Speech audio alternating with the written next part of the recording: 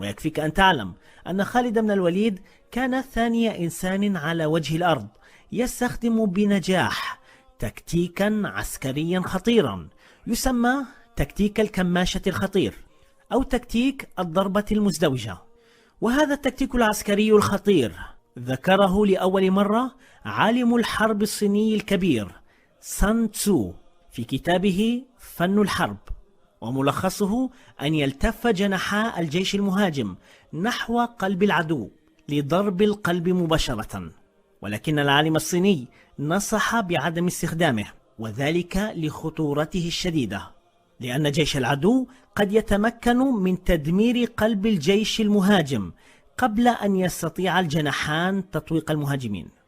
وقد ذكرت تفاصيل استخدام هذا التكتيك لأول مرة في التاريخ من قبل القائد القرطاجي حنبال عام 216 قبل الميلاد في معركة كاناي الشهيرة، قبل أن ينجح فارس بني مخزوم القائد العربي الإسلامي الكبير خالد بن الوليد من استخدامه لثاني مرة في التاريخ بنجاح كبير في معركة الولجة المصرية أمام الفرس عام 12 للهجرة. هذه المعركة للأسف لا نكاد نسمع عنها في كتب التاريخ المدرسية.